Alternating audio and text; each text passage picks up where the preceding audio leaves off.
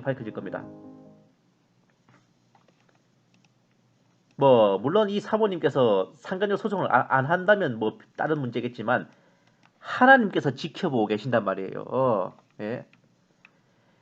이런 상황에서 대체 노회에서는 뭘 보고 담임 목사와 여전도사의 이성관계를 확인할 수 없다고 했을지 참 궁금하죠. 어떻게 아냐고요? 이렇게 결정했다는 걸 어떻게 아냐고? 부목사님만 처벌을 받고 담임 목사, 여전도사 둘이는 멀쩡한 것만 봐도 답이 안 나옵니까? 게다가 세상 법정으로 가도 명확하게 각이 나올 거를 오히려 원로 목사님이 배후에 있다 어쩐다는 것은 그 교회를 개척하고 25년간 성역을 감당하신 원로 목사님에 대한 예의와 도리가 아닐 뿐더러 이는 그 교회의 개척 근간을 뒤흔드는 반역과 같은 것입니다.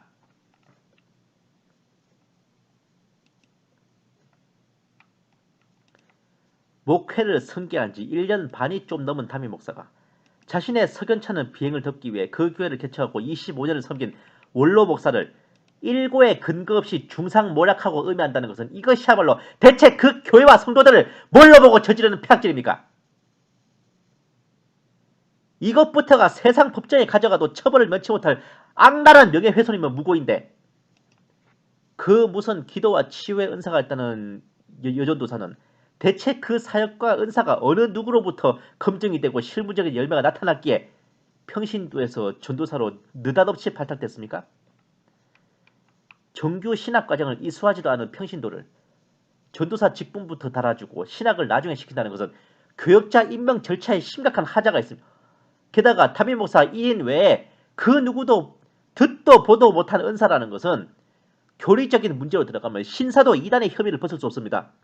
실제로 그 은사로 인해 드러나고 있는 열매라는 게 교회가 분열되고 웃음거리가 되고 있는 것이니 어찌 이것이 성령의 은사고 열매겠습니까?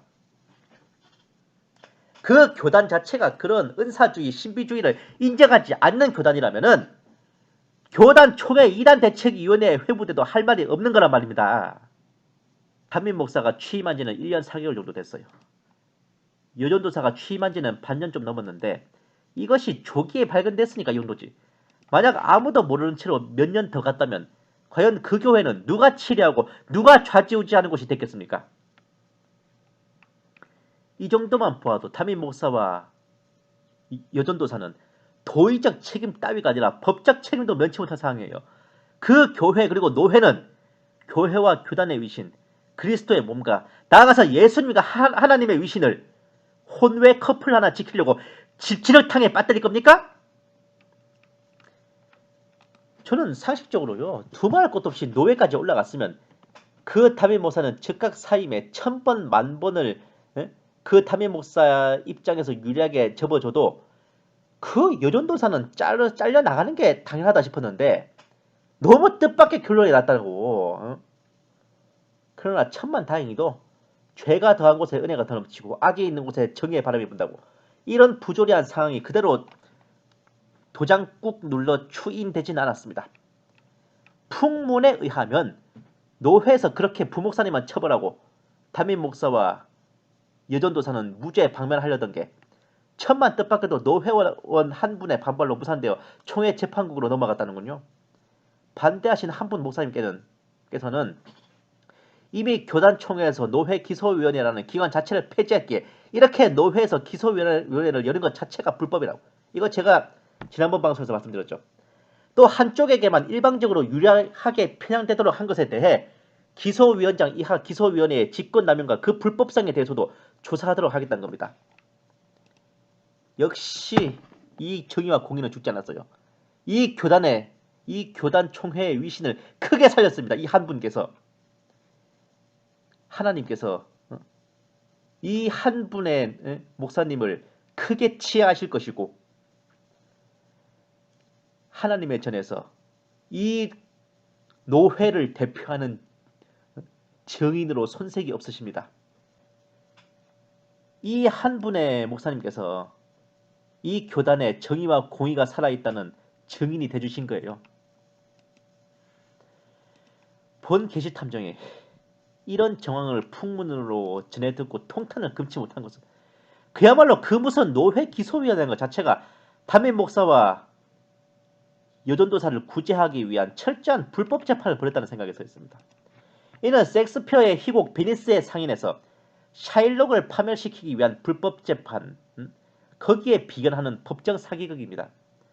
가깝게는 박근혜 대통령 탄핵을 만장일치로 결정한 그 헌법재판소의 만행에 비견될 만한 거예요. 어느 정도 현직 담임 목사에게 유리한 판결이 날 거라고는 생각했지만 그게 실제로 적나라하게 벌어지니 기가 막히고 코가 막힐 뿐이었습니다. 노회기소위원회 나아가서 만약 총회재판부에서도 그 판결을 굽게 하고 불법한 자를 또다시 옹호하게 된다면 그 교회와 그리고 교단의 운명은 어찌 될 것 같습니까? 본 게시탐정이 추리를 하면서 너무나 아연히 실색할 만한 정황을 분석했어요. 이걸 간략히 정리해서 설명해 드리고자 합니다. 이 방송을 해당 교회와 교단의 관계자들께서도 보시고 판단해 주셨으면 하는 마음이에요. 좀 더 진지해지겠습니다. 담임 목사와 여전도사가 말하는 골자는 이렇습니다. 교회 공적인 문제로 대화했고 개인적인 기도 부탁을 했다. 절대로 이성적 문제는 없었고 함께 1대1 기도 모임을 했다. 아파트에서는 그러니까 여전도사의 아파트에 둘이서 같이 있었던 것은 신학 공부와 전세금 지원을 의논했을 뿐이다. 하지만 이것은 본인들의 주장뿐이에요. 객관적 증거는 없습니다. 대화하고 기도하고 의논하는 걸 촬영하거나 녹음한 게 없는 이상에는요. 그런데 네가 봐도 내가 봐도 누가 봐도 실무적으로 딱 눈앞에 드러난 객관적 정황은 이렇습니다. 여전도사는 원래 평신도라 전도사의 자격에 미달되는데 담임 목사의 강력 추천으로 전도사에 임명이 됐어요. 전도사를 먼저 달아주고 뒤에 신학대학원 공부를 한 겁니다.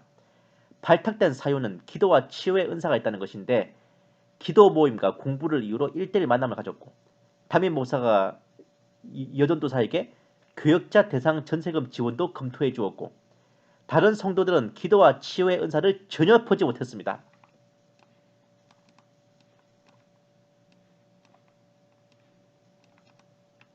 뭔가 느껴지는 게 없으십니까? 만약 신대원 학비까지 교회 재정에서 지출됐다면 더 큰 문제지. 전도사로 임명됐으면 교역자 사례비도 재정에서 지출됐을 텐데 애초에 그 임명 자체가 불법이고 그런 목적이었다면 그 또한 교회 재정을 사적인 목적으로 이용한 한마디로 횡령이나 공금 손실, 공금 유용에 해당하는 그런 범죄라 해도 과언이 아니지 않을까요? 이거는 실제 언론 기사에 등장한 것입니다. 실제로 여전도사가 밝힌 변명이에요. 담임 목사의 집 방문에 대해서는 제가 사는 집이 20년 이상 너무 오래되어 교회 가까이로 이사를 할까 생각하던 차라 목사님이 그걸 들으시고는 교회에서 전도사들에게 지원해주는 전세금 방법도 있기에 한번 집을 보자고 하셨고 블라블라블라블라블라블라. 근데 봐요. 이 전도사가 임명된 지 1년이 지났소. 2년이 지났소. 목사님 자체도 청빙되어 취임한 지 1년 반이 조금 넘은 상황이었어요. 아니 1년 반도 안 됐을 수도 있겠다. 근데 이 전도사가 취임한 기간까지 포함하면 반년 좀 됐나? 신학도 제대로 마치지 않고 임명된 신임 전도사가 대뜸 전세금 얘기를 꺼냈잖아. 지금 보면 담임 목사는 그거 의논하자고 외간 미혼 여성의 집에 혼자 방문한다는 거. 의심이 되나 안 되나? 에? 대체 담임 목사는 성도들의 피와 땀이 어린 교회 재정을 뭘로 알고 있기에 이런 짓을 눈 하나 깜짝하지 않고 합니까? 교회 재정, 성도들의 헌금, 하나님 전에 바쳐진 예물이 담임 목사 커플의 데이트 통장입니까?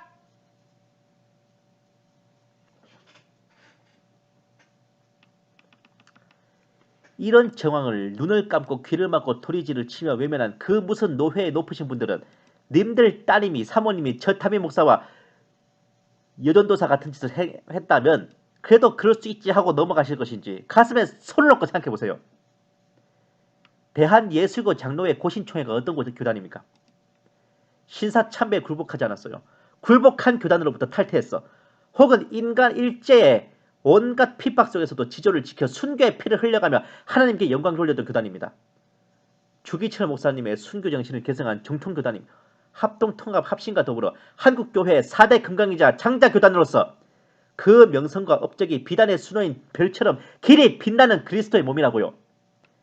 본 계시탐정이 비록 그 교단 소속은 아니지만 명성을 전해 듣기로도 행위와 수고와 인내와 정의로움이 있었고 죽기까지 신실하며 믿음을 부인하지 아니하였고 사랑과 섬김과 믿음이 처음보다 나중이 더욱 많고 옷을 더럽히지 않은 흰옷 입은 자로서 주님과 동행하였고 주님의 이름을 부인하지 않고 인내의 말씀을 지켰으며 하나님께서 사랑하시기에 부족하지 않은 그러한 교회요 교단이라 믿어 의심치 않고 있습니다. 그런데 어찌하여 상상하지도 못한 일이 일어나고 그러한 자들을 옹호하여 빛나는 이름에 먹칠을 하려 드는지 이해할 수가 없습니다. 어찌하여 그러한 자들을 옛적 고린도 교회에서 바울 사도의 꾸짖음같이 교회 가운데에서 쫓아내지 아니하고 용납하고 계십니까? 이 참담한 상황을 보시며 하늘 보좌에서 탄식하고 계실 하나님이 보이지 않으십니까? 천국에서 이 상황을 보고 계실 고신 총회의 모든 선열 선진 선배들과 그 모든 순교자들의 통곡이 들리지 않으십니까? 불의를 선하다 하고 정의를 불의하다 하면서 스스로를 처음 사랑과 처음 행위를 내던지고 발람의 교리와 니골라당의 교훈을 붙잡고 자칭 여선지자라 하는 이세벨을 용납하며 살아있다고 하나 죽은 자가 되고 하나님께로부터 토하여 내쳐질 그런 가라지들로 만드시겠습니까? 이제 재판을 맡으신 총회의 중진들, 그 재판국의 모든 주의 종들께서는 이 사건에 있어 결코 사심을 넣지 마시고 판결을 굽게 하지 마시기를 간곡히 엎드려 청합니다. 하나님과 모든 천군 천사의 시선이 이 재판을 향할 것입니다.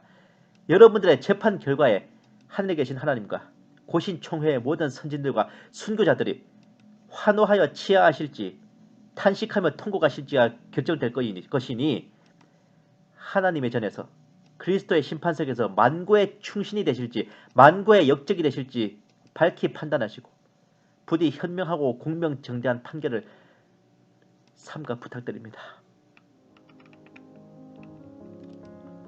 출애굽기 23장 1절 말씀. 다수를 따라 악을 행하지 말며 송사의 다수를 따라 부당한 증언을 하지 말며 신명기 16장 19절 말씀입니다. 너는 재판을 굽게 하지 말며 사람을 외모로 보지 말며 또 뇌물을 받지 말라. 뇌물은 지혜자의 눈을 어둡게 하고 의인의 말을 굽게 하느니라. 이것이 오늘 총회의 재판을 맡은 주의 종들께 하나님께서 내리시는 명령이 될지 어찌 알겠습니까? 제3, 제4 간절히 청하오니 이 사건에 대한 총회 재판부의 판결이 공명정대하기를 부탁드리고 또 부탁드립니다. 감사합니다. 계시탐정 전전도사였습니다.